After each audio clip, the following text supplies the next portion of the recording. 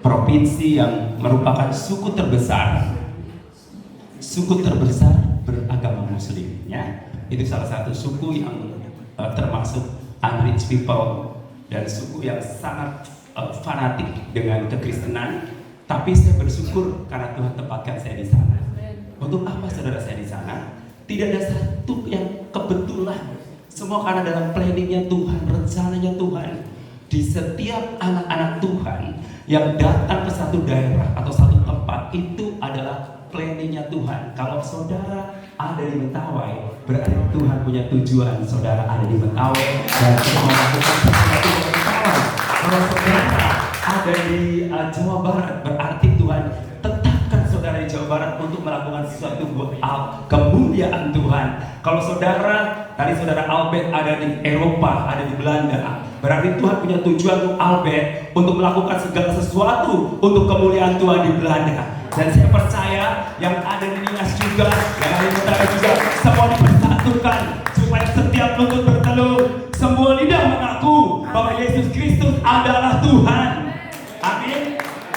Ya, background saya dari keluarga yang tidak mengenal Tuhan, yaitu dari keluarga Muslim. Dan saudaraku, saya dibesarkan, dididik dengan pendidikan yang yang belum mengenal Tuhan Yesus, ya. Dan pada umur 18 tahun saya naik kelas SMA kelas 2, ada satu kakak saya itu dulunya juga tidak mengenal Tuhan, tetapi ketika dia berjumpa dengan Yesus dengan cara ajaib. Jadi kakak saya itu ketika mengantar ibu kepala desa, ya, mengantar ke gereja, tiba-tiba dia pingsan dan kemudian dia melihat wajah Yesus.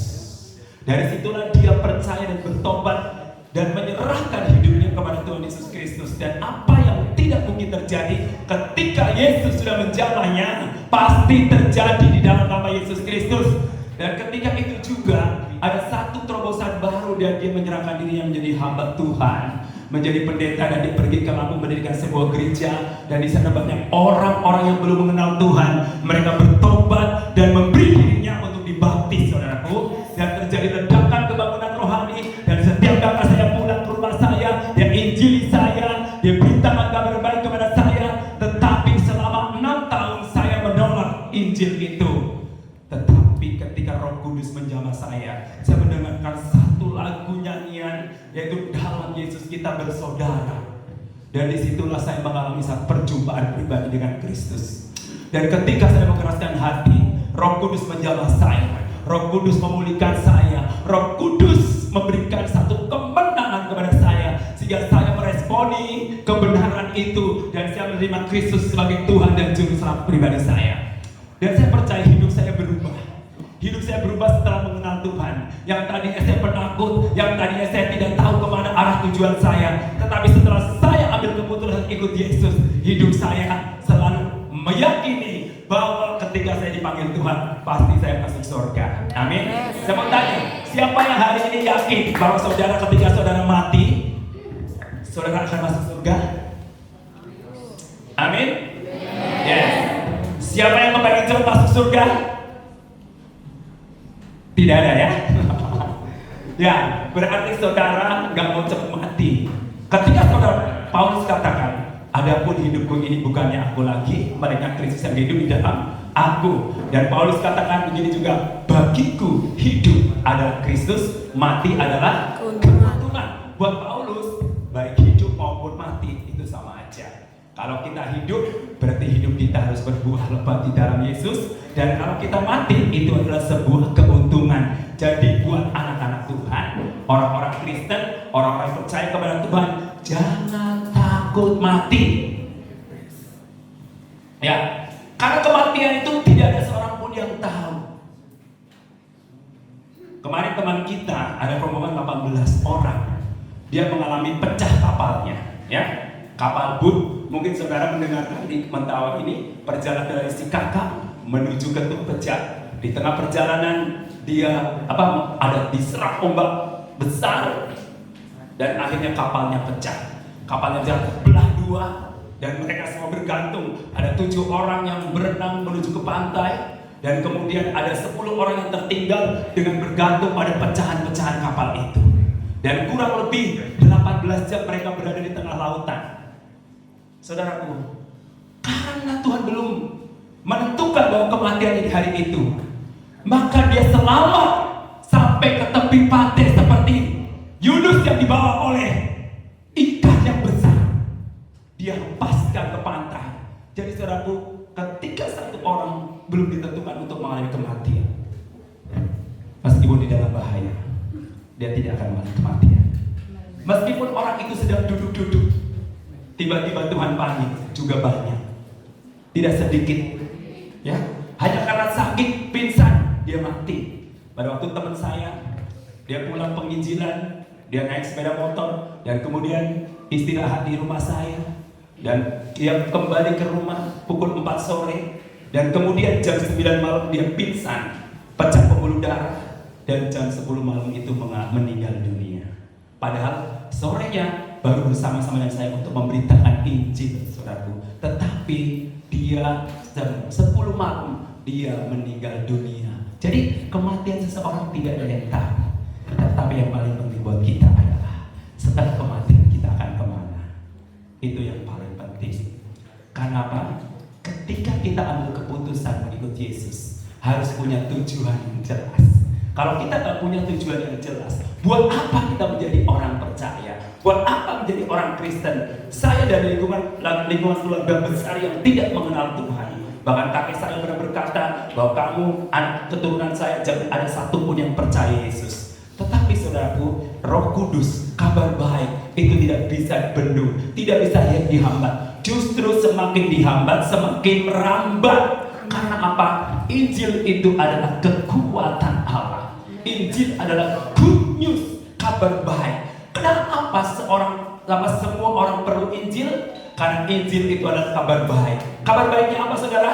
Kabar baiknya adalah bahwa Kristus mati karena dosa-dosa saya dan saudara. Itulah yang membuat kenapa saya ambil keputusan ikut Yesus. Karena tidak ada yang lain selain Yesus. Alkitab berkata, akulah jalan, kebenaran, dan hidup. Tidak ada seorang pun yang datang kepada Bapa kalau tidak melalui aku. Betapa menyedihkannya ketika kita dilahirkan dari kandungan ibu kita, kemudian kita sudah sejak lahir kita orang Kristen, tetapi kita tidak tahu kemana tujuan arah kita menjadi orang Kristen, saudaraku. Pada pagi hari ini, saya mau katakan pada saudara, hidupmu akan sia-sia, hidupmu akan percuma, dan hidupmu tidak akan berarti. Tetapi kalau saudara menghargai hidupmu, mengenal Tuhan dengan benar, maka saudara akan mengalami transformasi yang luar biasa, perubahan yang luar biasa.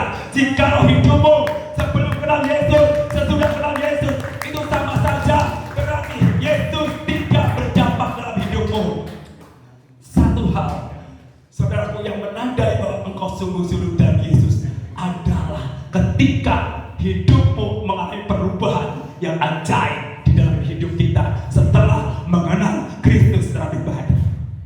Saudara, saya bilang anak muda, kalian kenal Agnes Monica? Kenal benar? Follow back IG-nya enggak? Instagramnya di follow? Siapa yang follow? Kalian kenal Jokowi? Follow Instagramnya? Tidak. Ada yang follow? Ada. Di follow back enggak? Tidak. Katanya kenal, tapi di follow enggak di follow back. Kamu kenal Om Ferry? Follow IG-nya enggak? Di follow back enggak? Oh, kamu kenal kan?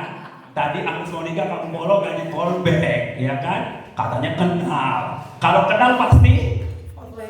Nah, berarti kamu baru tahu, ya? Bedanya tahu dan kenal. Tahu dan kenal beda gak? Beda. Bedanya apa?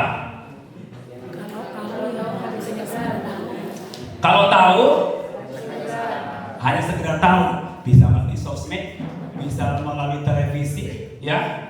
Tapi kalau kenal, pasti kita pernah bertemu, pernah berpelukan, pernah berjabat tangan, pernah saling interaksi, dan bahkan mungkin pernah ngopi bareng, dan makan bareng, dan bahkan mungkin pernah camping bareng, ya, pernah bercerita bareng. Nah, saudaraku, jadi kalau Kalau kalian baru tahu, berarti belum kenal.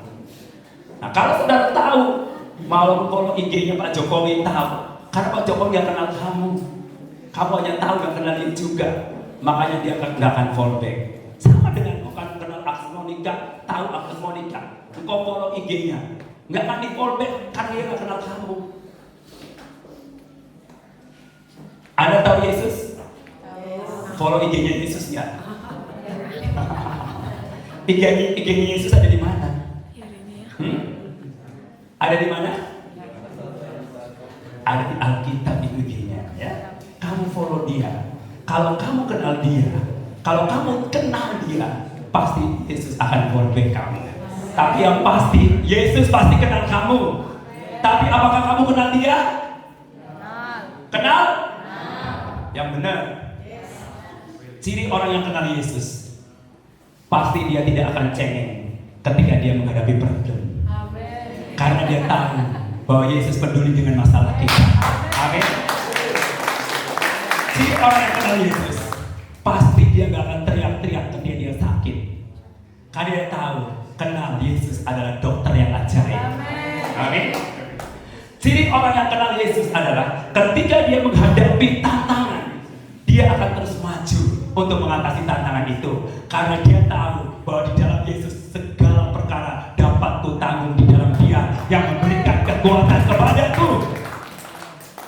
Kalau kamu tahu kenal Yesus, pasti ketika kamu diputus pacar, kamu tidak akan stres dan depresi. Amin. Kenapa? Karena mati satu, tumbuh seribu. Karena ini banyak anak muda ya.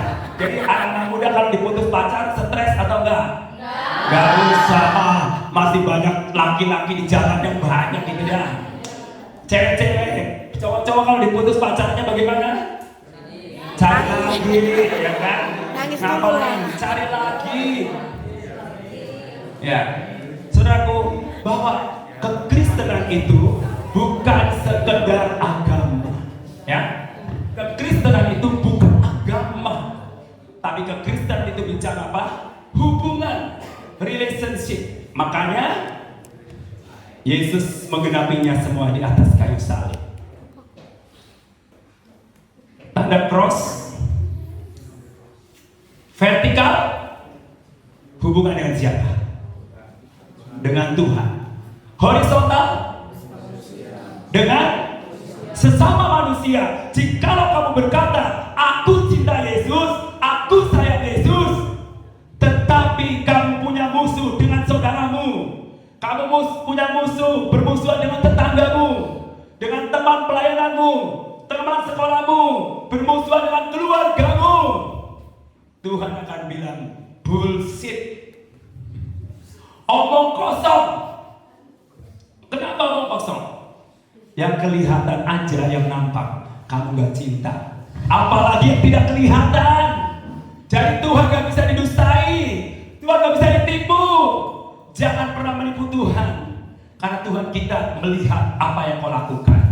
Mata Tuhan melihat apa yang kau perbuat. Jadi jangan pernah menipu Tuhan. Engkau bilang cinta Tuhan, engkau bilang sayang Tuhan, ternyata engkau punya musuh dengan teman-temanmu. Berarti engkau bohong, dan Tuhan tidak bisa pernah ditipu. Saudara-saudara yang sedang Tuhan, apa yang kita lakukan setelah kita menjadi orang percaya? Nah, saudaraku, menjadi orang percaya. Markus 16.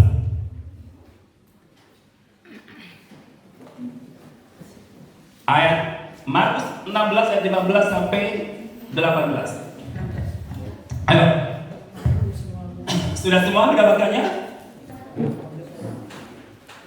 Kita baca sama-sama ya, dengan tegas ya.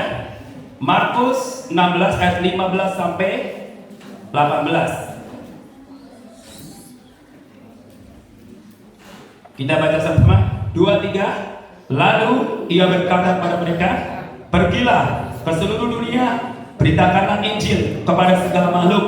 Siapa yang percaya dan dibaptis akan diselamatkan, tetapi siapa yang tidak percaya akan dihukum. Tanda-tanda ini akan menyertai orang-orang yang percaya. Mereka akan mengusir setan-setan demi nama-Ku. Mereka akan berbicara dalam bahasa-bahasa yang baru bagi mereka. Mereka akan memegang ular, dan sekalipun mereka minum racun maut, mereka tidak akan mendapat celaka. Mereka akan meletakkan tangannya atas orang sakit dan orang itu akan sembuh. Nah, saudaraku, setelah kita mengenal Tuhan dan punya iman yang kuat, punya iman yang kokoh, punya iman yang teguh. Apa arti iman yang teguh?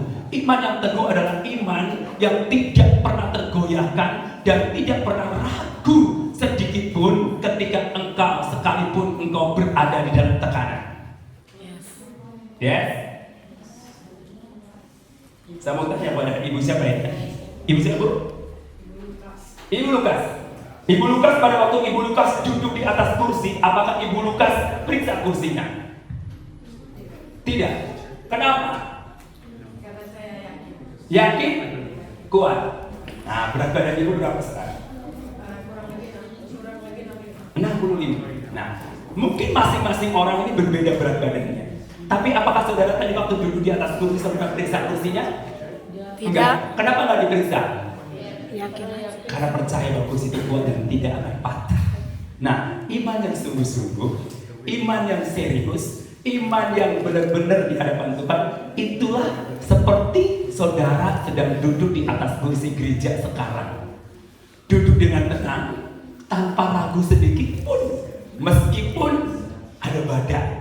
Kamu tidak periksa dari kursinya karena engkau sudah percaya dan trust in Him. Percaya kepada Allah yang disembah itu pasti Allah yang kuat, Allah yang perkasa, Allah yang hidup, Allah yang penuh mujizat. Sehingga kau yakin duduk di atas kursi itu ibarat seperti engkau beriman kepada Yesus bahwa ketika engkau meletakkan seluruh beban masalahmu, engkau akan tetap tenang karena Yesus sudah tanggung semuanya bebanmu. Dan Alkitab berkata bahwa pikulah yang kupasang karena bebanku ringan. Dan persoalan-persoalan yang kamu alami, yang kamu hadapi adalah persoalan-persoalan biasa. Gak ada yang luar biasa, tapi Tuhan kita lah yang luar biasa. Karena Tuhan kita di atas masalah kita. Amin. Ketika kita meletakkan beban persoalan kita kepada Yesus, dan hidupmu akan tenang, hidupmu akan sukacita, hidupmu akan bahagia. Saya percaya engkau tidak akan mengalami sakit penyakit. Kenapa? Alkitab berkata, hati yang gembira adalah obat yang hancur, tapi semangat yang patah mengeringkan tulang. Kenapa banyak orang sering mengalami sakit? Kenapa? Yes, ya. Karena semangatnya patah. Itu Tuhan udah berkata. Meskipun, nih, saya mau cerita perjalanan saya itu gak pernah berhenti. Kadang-kadang cuma pulang ke rumah 4 hari, saya berangkat lagi. Saya kembali pulang dari Penang, Malaysia. Ya, 4 hari di rumah, saya olahraga, main tenis. Ya, karena teman-teman tenis saya juga nelponin terus. Ayolah, mau kita main tenis, ayolah. Nah, saya akan berikan kesempatan buat mereka juga. Dan juga kita ada punya keluarga, family. Dan saudaraku, saya lakukan semua itu dengan apa? Sukacita. Sehingga saya tidak merasa lelah. Saya berangkat pagi, perjalanan dari Sukabumi menuju bandara 3,5 jam, naik bus, kemudian naik pesawat, di-delay. Berapa kali di-delay? Sampai 3 kali delay. Harusnya berangkat jam 5 sore, berangkat jam 8 malam. Sampai di Padang jam berapa? Di Padang pukul setengah 11. Bangun pagi-pagi, cari tiket Mentawai Fest, ternyata tidak kebagian. Nah, akhirnya menunggu kapal Gempolo yang jalannya seperti ular, ya. Yang perjalanan harus ditempuh 4 jam, itu 11 jam. Bayangin saudaraku, 11 jam tidur di kapal lambat, ya saudaraku. Dan katanya jadwalnya jam 6.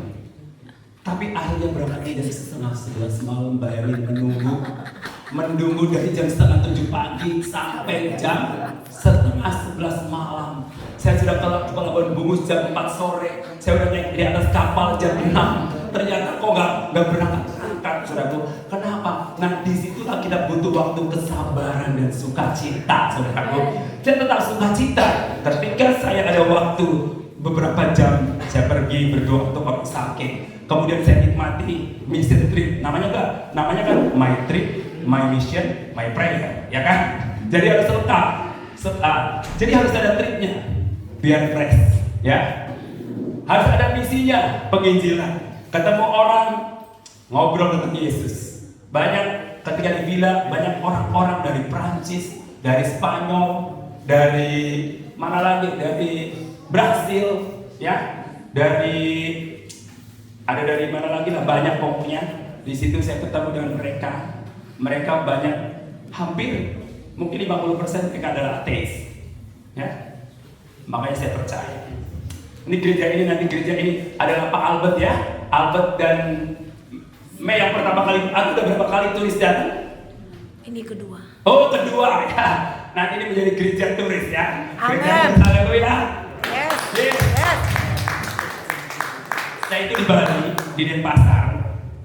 Di Denpasar itu ada satu gereja namanya Hillsong, ya. Gereja Hillsong. Itu semua yang ke gereja itu enggak santai, ya. Jadi tadi Albert bilang, aduh maaf ya, tidak rapi. Ya itulah, kalau di sini ada rapi-rapi kalau. Tapi kalau di Hillsong biasa aja, di Bali. Ada yang pakai sandal jepit, ada yang pakai celana pendek. Jadi yang penting Tuhan sikap hati. Karena turis-turis yang datang, ya udah bebas. Tapi mereka worshipnya luar biasa. Daripada di sini pakai rapi, tapi pada diam nyanyi udah itu apa musik videonya teriak-teriak, tapi nyanyinya begini saudara. Anak muda lagi, udah kayak nenek, ya. Oh, ibu aja yang nenek-nenek, loncat-loncat semangat. Masa kalah? Kenapa? Karena mereka sudah mengalami transformasi, pemulihan yang luar biasa. Mungkin anak-anak muda di sini masih banyak beban, ya kan?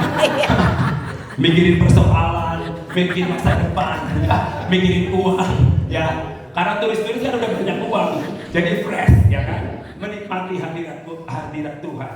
Nah, saudaraku, setelah kita bertobat, setelah kita percaya, ada tugas yang harus kita kerjakan, yaitu the Great Commission.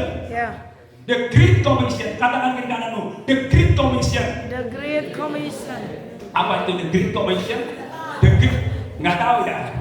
Mau dikasih tahu atau mau tahu aja atau tahu banget?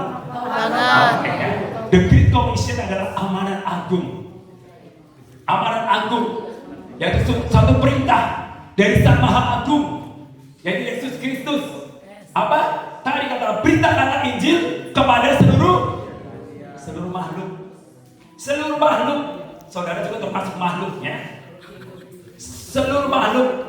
Jadi termasuk apa? Anjing juga harus diinjili, itu kan makhluk hidup, ya. Termasuk babi juga harus diinjili, wah dia makhluk hidup. Kata seluruh makhluk berarti karena makhluk ini adalah milik Tuhan. Supaya setiap lutut bertelur, semua lidah mengaku bahwa Yesus Kristus adalah Tuhan. Kenapa Injil harus diberitakan?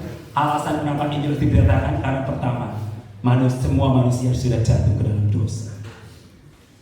Karena dosa, manusia tidak bisa masuk ke dalam kerajaan surga. Karena upah dosa jikalau tidak diselesaikan adalah maut, kematian dengan Tuhan selama-lamanya, kematian bersama iblis selama-lamanya, terpisah hubungan dengan Tuhan selama-lamanya. Itu satu. Kedua, kenapa? Alasan kita memberitakan Injil. Yang kedua adalah pemberitaan Injil adalah sesuatu yang sangat urgent dan mendesak. Kenapa urgent dan mendesak? Karena ketika kita bertemu dengan orang, kita nggak tahu kapan orang itu akan mati. Ya? Kapan orang itu akan mati? Tapi ketika kau bertemu dengan orang, ada peluang, ada kesempatan, ada opportunity untuk memberitakan Injil. Sampaikan kebenaran itu kepada orang-orang di sekelilingmu, agar mereka tahu bahwa Yesus Kristus adalah Tuhan. Tetapi semua katakan begini, kekristenan tidak pernah memaksa orang itu untuk percaya Yesus, karena Yesus berikan kepada semua orang itu free will, kebebasan kebebasan untuk memilih, bebas berkehendak, dan tidak ada paksaan. Ketika saya menyampaikan Injil kepada orang-orang, saya menyampaikan kabar baik, good news, bahwa Kristus sangat mengasihi engkau. Meskipun engkau sudah berbuat dosa, Kristus sangat sayang kepada engkau. Kenapa? Buktinya dia sayang, dia rela memberikan hidupnya untuk kita semua, untuk menebus dosa-dosa kita. Itulah cinta kasih Tuhan. Dan cinta kasih ini itu good news. Kabar baik ini harus disampaikan kepada semua orang bahwa ada satu pribadi yang sangat mengasihi engkau, yang sangat peduli pada engkau, yang sangat cinta pada engkau, dan dia rela memberikan nyawanya, dia rela memberikan hidupnya, bahkan dirinya diserahkan untuk membayar dosa-dosamu, untuk menebus dosa-dosamu. Sehingga kita berkata bahwa engkau sudah dibayar lunas, sudah dibayar tunai oleh Yesus Kristus di atas kayu salib. Itu bukan satu kebetulan, karena Tuhan God love you. Allah mengasihi engkau. Allah mencintai engkau. Apakah engkau mengasihi Allah? Apakah engkau mengasihi Allah? Itulah yang membedakan agama-agama lain dengan kekristenan. Kalau kekristenan memang bukan bicara agama, tapi bicara relationship, dan kekristenan itu adalah Tuhan mencari manusia. Tetapi agama-agama lain, usaha manusia mencari Tuhan. Makanya mereka berusaha melakukan segala sesuatu perbuatan baik melalui korban-korban, melalui persembahan-persembahan, melalui apapun mereka lakukan untuk mencari Allah. Tetapi beda dengan kekristenan. Kekristenan dari surga datang ke dunia mencari orang-orang yang terhilang. Beri kemuliaan kami Yesus Kristus. Mencari orang-orang yang terhilang. Siapa yang terhilang? Yang terhilang adalah saya dan saudara. Dan saudara sudah ditemukan oleh karena kasih Tuhan, sehingga kita menjadi orang-orang pilihan Tuhan. Dan ketika kita sudah diselamatkan, ada tugas besar, yaitu The Great Commission, amanat agung, beritakan Injil ke semua makhluk. Amin. Siapa yang di sini sudah pernah memberitakan Injil? Haleluya. Yang belum pernah, kita harus belajar. Nanti belajar sama Pak Ferry ya. Tadi alasan yang kedua, pemberitaan ini sangat urgent dan mendesak, karena kita tidak tahu bahwa orang yang kita temui kapan hari kematiannya. Jangan sampai dia ketemu dengan kita, dia tidak mendengarkan Injil, dan kemudian dia binasa. Kemudian yang ketiga, saya mau tanya nih, menurut saudara, Yesus itu satu-satunya jalan atau salah satu jalan? Satu-satunya. Apa bedanya satu-satunya jalan dengan salah satu? Ya, coba. Kalau satu-satunya? Hanya dua jalannya. Ya, kalau salah satu? Berarti ada pilihan Pak, ada pilihan ya. Jadi lagu Rumah Irama gimana? Banyak jalan menuju Roma. Setuju nggak? Tidak. Setuju kalau banyak jalan menuju Roma. Yes. Banyak jalan menuju Mentawai, banyak jalan menuju Sikakam, banyak jalan menuju Padang. Tetapi hanya satu jalan menuju surga, yaitu melalui Yesus Kristus. Tidak ada yang lain. Alkitab berkata ada keselamatan di bawah kolong langit. Tidak ada nama lain yang di dalamnya beroleh keselamatan. Alkitab berkata, akulah jalan kebenaran dan hidup. Jadi Yesus the way, the truth, and life. Amin. Dia adalah jalan kebenaran, dia adalah jalan kehidupan, dan tidak ada satu orang pun yang bisa menyelamatkan hidupnya selain Yesus Kristus.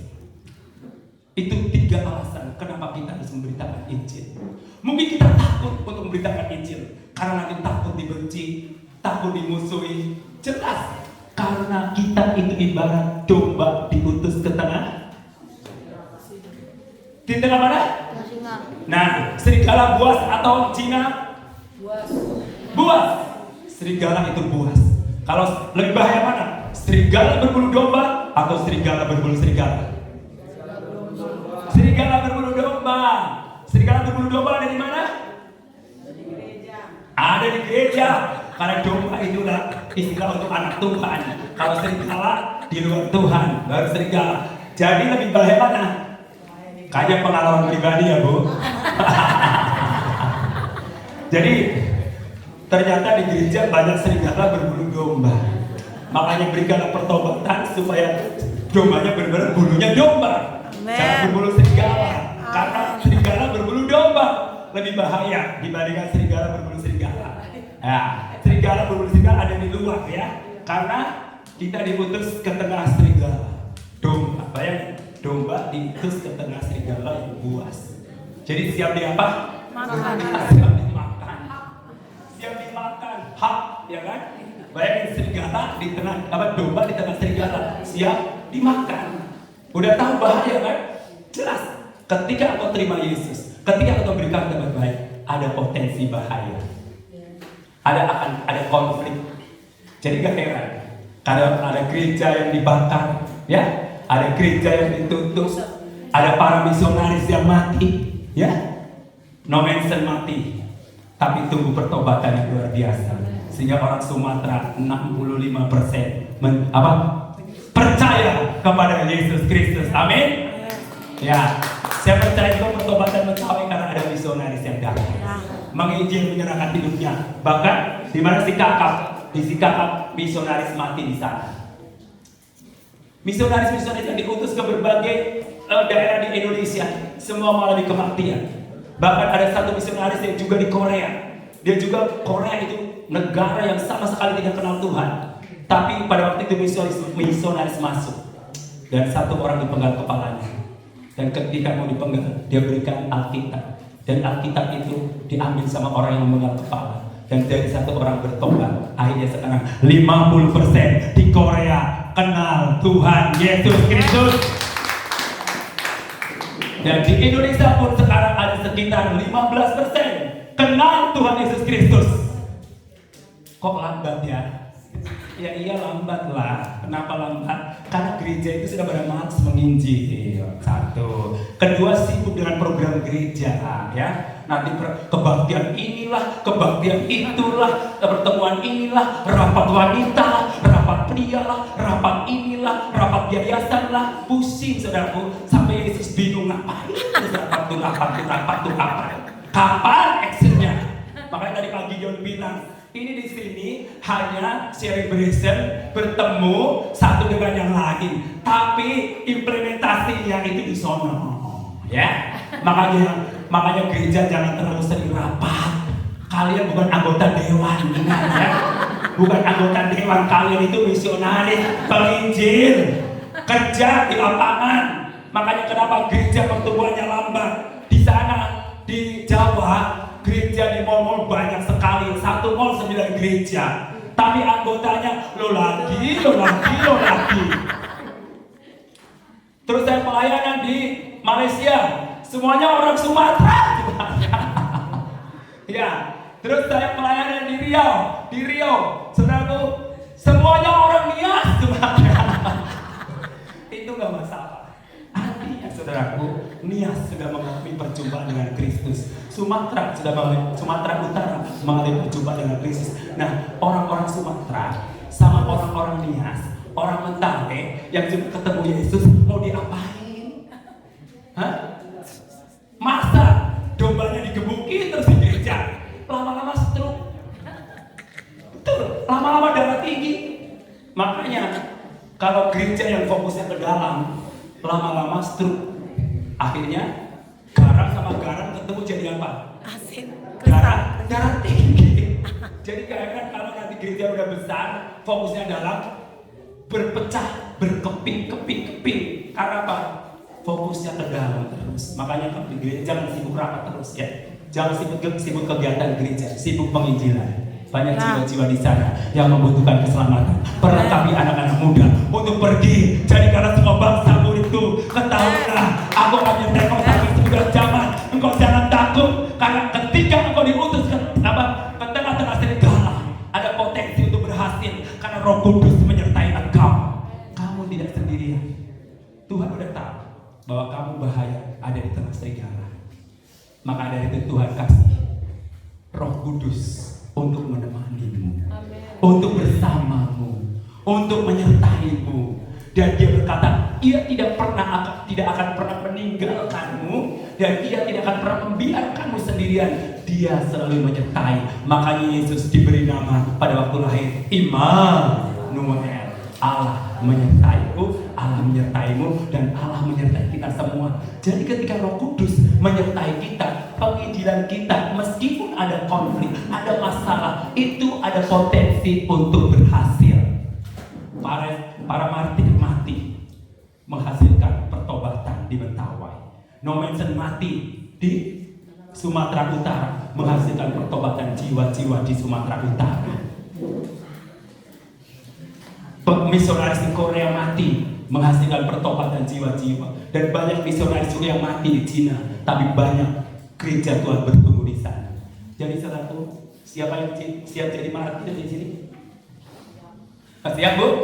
Siap, haleluya. Kenapa itu siap? Karena sudah yakin hidup adalah Kristus, mati adalah keuntungan. Inilah hebatnya jadi anak Tuhan. Hidupnya berbuah, mati adalah keuntungan karena Kristus yang sudah membayar lunas dosa-dosa kita. Amin. Haleluya. Penyertaan sempurna. Jadi lebih bahaya serigala berbulu domba. Tahu ciri serigala berbulu domba? Tahu nggak? Nah, ketemu Pak Ferry, Pak Ferry itu ganteng banget, baik banget, gembala yang baik, cium, peluk, cipika, wah, gitu kan. Begitu di luar, saya itu paling nggak suka sama pendeta Ferry. Ya, di depan baiknya minta ampun, di luar saya paling nggak suka orangnya menyebalkan gitu loh. Tapi di belakang lupa. Nah, itu namanya serigala. Di depan apa? Di depan purba. Tahu nggak purba? Pura-pura baik. Ya. Tapi di luar nusuk. Dari mana nusuknya? Dari belakang. Lebih sakit mana? Dari depan atau dari belakang? Sakitnya di mana? Di sini. Sakit hati kita kalau ditusuk dari belakang. Ada kemarin saya ketemu dengan satu orang yang saya injili, itu seorang waria di Sukabumi. Sebenarnya bukan saya injili, murid saya menginjil. Jadi bawa ke rumah doa, dia pakai pakaian yang wah dandanan ya. Sampai duduk begini, ya kan? Takut kelihatan. Saya tanya, itu pilihan kamu begini? Laki-laki berdandan begini? Enggak, aku normal, om katanya, normal. Kenapa kamu pakai begini? Sebenarnya saya normal. Kenapa kamu? Iya, karena saya ini begini itu pengen cari duit aja, ngamen. Nama-nama.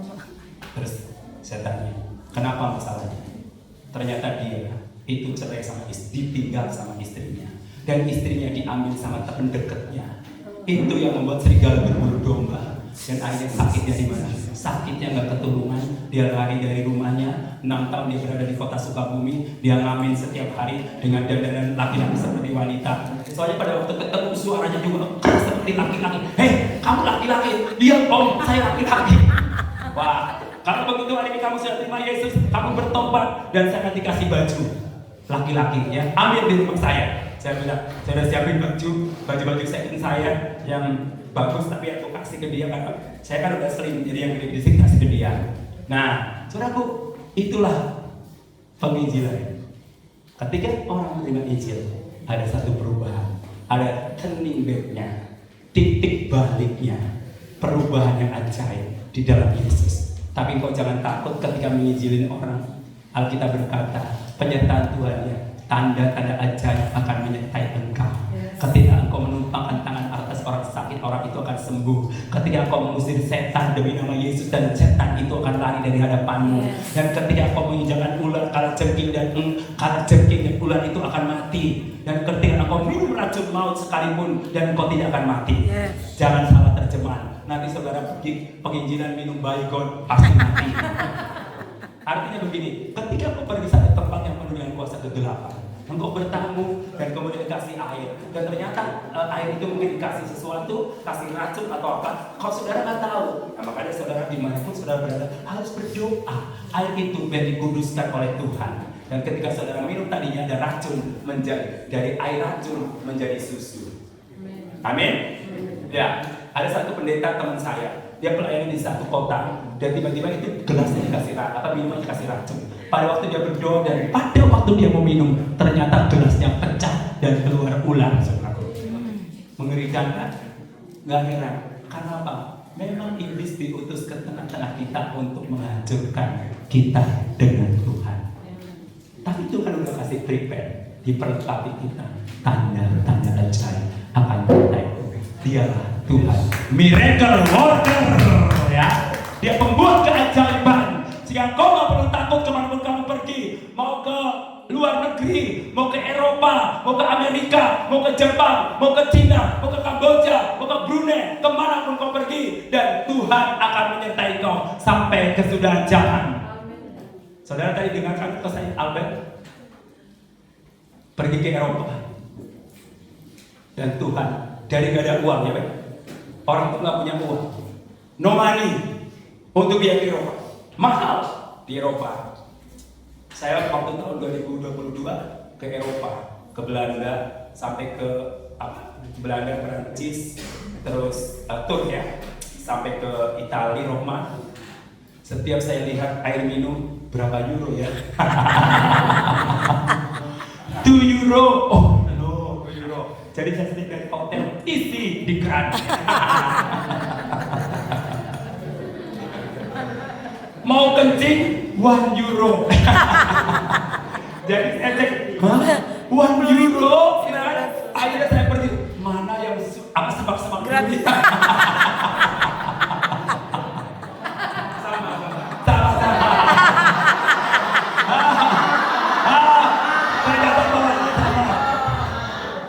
Ya bayangin, kalau dihitung Indonesia, euro kan 16.000 lebih ya, masak satu kali kencing 16.000. Sedangkan di Indonesia cuma 2.000. Bahkan ada yang gratis ya. Itulah mahalnya. Kalau di Swiss beda lagi. Di Swiss itu satu botol aqua 4 euro sudah. Jadi kalau haus, waduh cari keran dulu. Jadi waktu itu kalau orang Indonesia mau belanja lihat dulu euro, paling kalkulator hitung dulu, oh masih masuk akal. Makanya kan Albert di Indonesia enak ya. Nasi padang 1 euro. Minum aqua 3 euro. 0, berapa? 0,9. 10 sen. Aduh, luar biasa. Pokoknya kalau from Eropa ke Indonesia, wah nggak usah baca harganya kan. Tapi kalau from Indonesia ke Eropa, setiap mau belanja cek dulu harganya. Kalau ditanya sama yang penjualnya, kenapa nggak jadi beli? Aduh nggak cocok, padahal duitnya mahal yang nggak cocok duitnya. Haleluya. Sama di Eropa sama di Jepang sama mahalnya ya. Eropa sama Jepang sama. Cuma Jepang kebanyakan gratis toiletnya. Kalau di Euro bayar satu. Saya pernah berusaha lewat dari bawah, ketahuan. Untuk hemat 1 euro, saudara. Ya. Tapi kalau di Jepang itu free toiletnya, ya. Free. Tapi makanannya mahal juga. Satu mie gomak 150.000. Mie gomak itu, kalau mie gomak itu kan ramennya Medannya. Iya, Kalau di sana Medan. ramen, saudara. Jadi aku bilang kalau orang Batak yang makan ini mie gomak. Ya, saudaraku. Jadi, ya, waktu kemarin saya pelayanan di Penang, saya bilang ini gereja ini. Saya ibaratnya saya di restoran makan fuyung he rasa saksak. Karena semua orang Batak jadi seperti restoran sedang makan fuyung he, ternyata rasanya saksak. Aduh, haleluya. Itulah pengalaman kita misi ya. Jadi banyak hal yang kita ceritakan yang kadang-kadang membuat kita berusaha untuk ini. Ya namanya pergi menginjil, kita berusaha menghemat sedemikian rupa. Tapi kalau buat Tuhan jangan pelit. Kita Amin. kita berkata, orang yang semakin memberi banyak tidak akan kekurangan. Yes. Yang terlalu kikir dia akan selalu berkekurangan. Saudaraku, ketika engkau terus berani memberitakan kabar baik dimanapun berada, jangan takut karena Tuhan menyertai kau dengan tanda-tanda ajaib, mengusir setan demi namanya, menyembuhkan orang sakit karena dia adalah miracle worker. Haleluya. Tuhan Yesus memberkati. Amin. Mari kita bangkit dari semua. Saudara pemusik ke depan.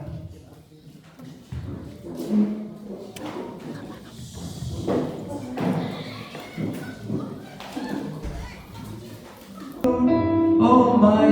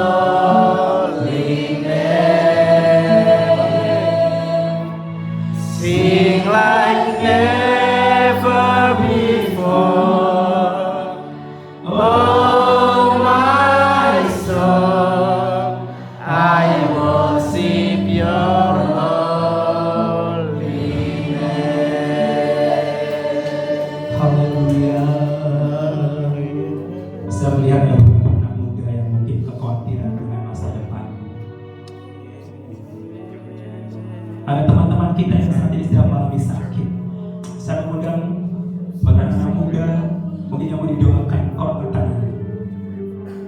Haleluya Yesus. Adakah anak muda yang mau didoakan, silakan maju ke depan. Haleluya. Bagi saat ini kau sedang khawatir dengan masa depan, engkau jangan malu-malu. Waktunya engkau mengambil keputusan untuk mengikuti Yesus dengan sepenuh hati. Silakan maju ke depan. Mungkin ada yang khawatir dengan masa depanmu hari ini. Yang lagi sakit silakan juga maju ke depan. Haleluya. Jangan diyakinkan di dalam keputusanmu hari ini. Haleluya. Silakan siapa saja, mau anak muda, mau ibu-ibu, mau orang tua yang mau didoakan pada hari ini. Saya mau berkali-kali akan terjadi satu terobosan yang luar biasa. Sing like never before. Jesus, Oh my soul, Thank you, Lord I Jesus. worship your holy Hallelujah. name. Thank you, Lord Jesus. The Praise the Lord Lord, of my soul. My Hallelujah. Yes. Thank you, Lord Jesus. Sing like never before. Oh my soul, I worship your holy name. Bless the Lord, oh my soul.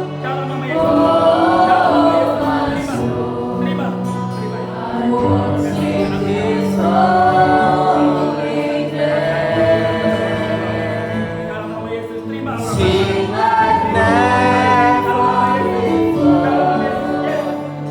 Oh my soul, I worship your holy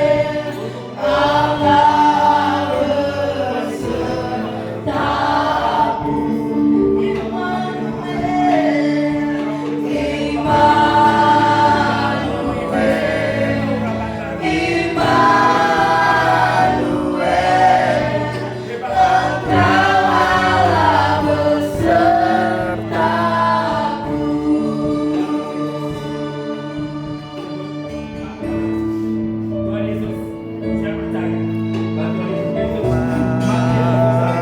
untuk dosa saya. Tuhan Yesus, hari aku mengingat bahwa masa depan saya. Jadi Tuhan yang dosa saya. Tuhan Yesus, untuk dosa saya. Dalam nama Yesus. Yes. Terima urapan baru. Yes. Bebaskan Tuhan. Bebaskan sekarang. Aku mau mati dengan masa depan. dalam kesesakan. Kau buktikan kesetiaan-Mu, Tuhan. Engkau Allah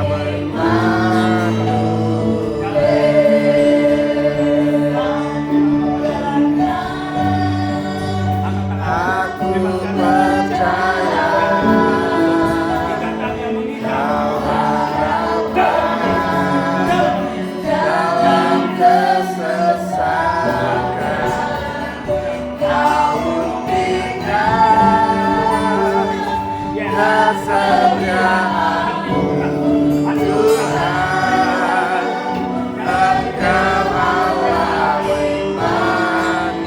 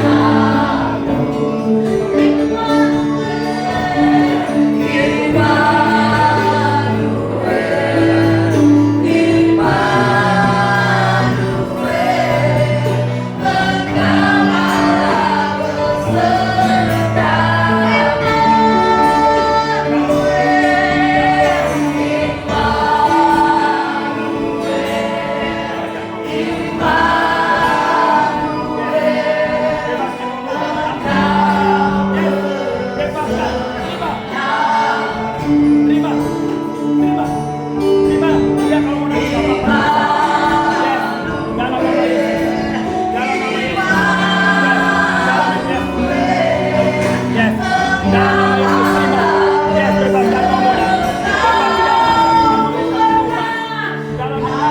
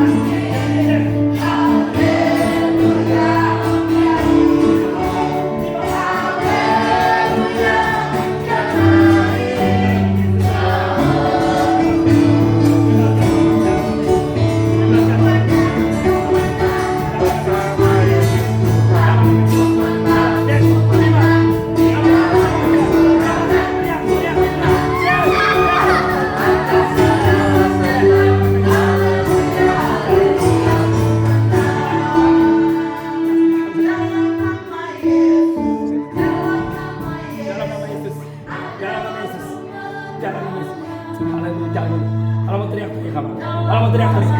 Lepaskan kepahitanmu, bebaskan rohmu. Dalam nama Yesus segala kutuk yang meninggalkan. Bebas, bebas, bebas, yes, bebas, bebas. Yes. Bebas, yes. Lepaskan, yes. Bebaskan, bebas, bebas. Terima, terima. Dalam nama Yesus, yes. Bebas, bebas, baru-baru, yes. Teriak, lepaskan, lepaskan, lepaskan, lepaskan. Dia peduli, dia peduli. Musiknya lembut, jangan keras. Dia peduli. Haleluya, dalam nama Yesus. Yes, yes, terima, terima. Lepaskan, lepaskan kepahitanmu. Dia peduli lagu itu. Persoalan yang kita alami. Yes, yes, dalam nama Yesus. Dalam nama terima ulapannya. Lepaskan, lepaskan, lepaskan. Kutuk, yes, lepas, lepas. Dalam nama Yesus. Dalam nama Yesus. Lepas, lepas, lepas. Yes, dalam nama Yesus. Dia lebih tahu. Dia lebih tahu. Dia lebih tahu yang terbaik bagiku. Tahu Yang terbaik bagiku. Dia lebih